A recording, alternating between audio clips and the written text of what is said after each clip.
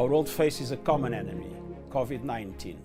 Der UN-Chef Antonio Guterres forderte kürzlich einen globalen Waffenstillstand, um sich auf den wahren Kampf unseres Lebens zu konzentrieren, den gemeinsamen Kampf gegen Covid-19.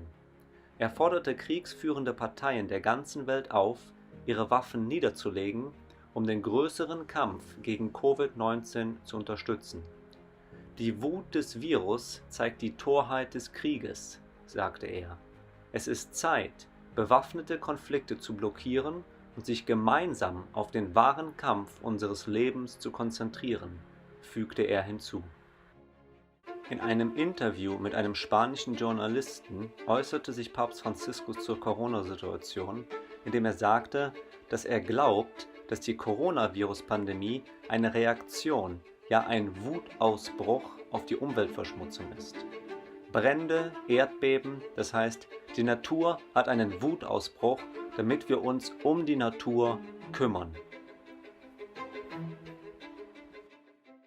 Die LifeSite berichtet, dass das Attribut des Papstes der Coronavirus-Pandemie auf Umweltschäden stehe im Einklang mit der stark umweltbewussten Ökotheologie, die er während seines Pontifikats für die Veröffentlichung seiner Enzyklika Laudato Si im Jahr 2015 gefördert hat. Am vergangenen Sonntag nun forderte Papst Franziskus zusammen mit UN-Generalsekretär Antonio Guterres einen sofortigen globalen Waffenstillstand, da die Welt mit der Covid-19-Pandemie zu kämpfen hat. Der Papst forderte die Einstellung jeglicher Form von Feindseligkeiten und einen gemeinsamen Kampf gegen die Coronavirus-Pandemie. Er betete, dass eine gemeinsame Anstrengung gegen den gemeinsamen Feind von Covid-19 ein erneutes Engagement zur Überwindung von Rivalitäten in den Führern der Nationen und den beteiligten Parteien hervorrufen könnte. Konflikte werden nicht durch den Krieg gelöst, sagte er. Erste positive Reaktionen auf den Aufruf zum globalen Waffenstillstand der beiden Weltführer gibt es bereits.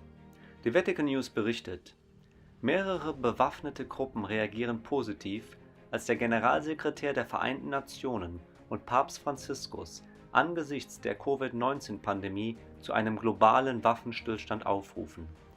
Mehrere bewaffnete Gruppen in Kamerun, auf den Philippinen, im Jemen und in Syrien in den letzten Tagen haben die ersten Schritte unternommen, um die Gewalt zu reduzieren.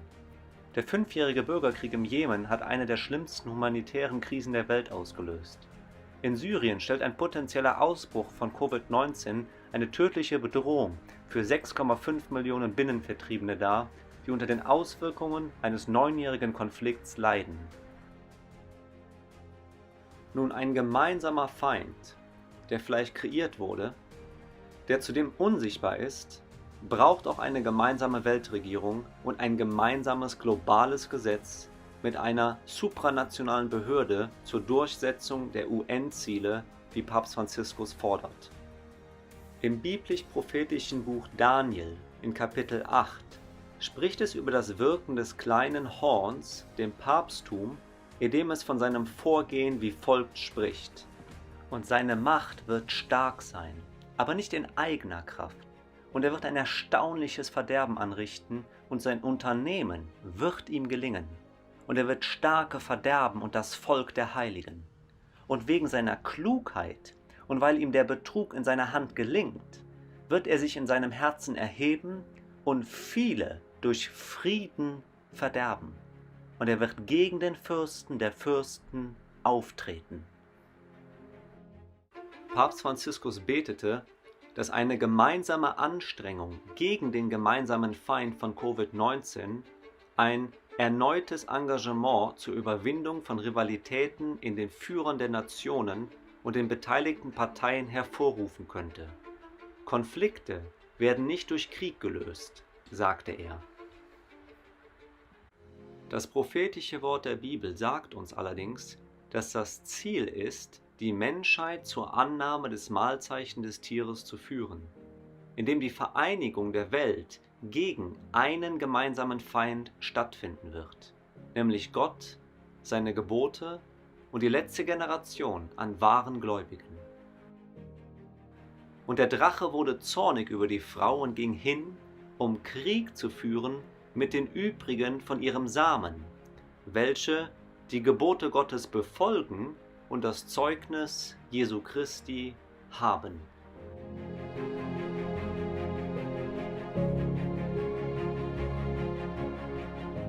Als Jesus gefangen vor Herodes und Pilatus gebracht wurde, sagt die Bibel: Die obersten Priester aber und die Schriftgelehrten standen da und verklagten ihn heftig. Und Herodes behandelte ihn verächtlich und verspottete ihn samt seinen Kriegsleuten und schickte ihn, nachdem er ihn ein Prachtgewand hatte anlegen lassen, wieder zu Pilatus. An demselben Tag schlossen Pilatus und Herodes Freundschaft miteinander, denn zuvor waren sie einander Feind gewesen. Es waren aber nicht nur diese beiden Staatsmänner, die sich im Kampf vereinten, sondern auch die zuvor viel zerstrittenen religiösen Parteien der Sadduzäer und Pharisäer vereinten sich, da aufgrund der in ihren Augen nationalen Krise der gemeinsame Feind beseitigt werden musste.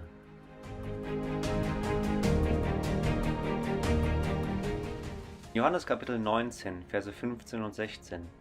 Und er sprach zu den Juden: Seht, das ist euer König. Sie aber schrien: Fort, fort mit ihm, kreuzige ihn. Pilatus spricht zu ihnen: Euren König soll ich kreuzigen? Die obersten Priester antworteten: Wir haben keinen König als nur den Kaiser.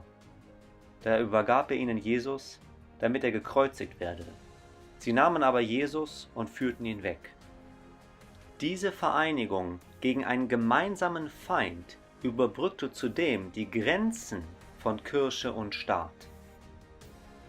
Weder ein Antonio Guterres und die Vereinten Nationen noch ein Papst Franziskus unterwerfen sich der Regierung Jesus Christus, sondern kämpfen gemeinsam gegen den Gott des Himmels und seinen Prinzipien.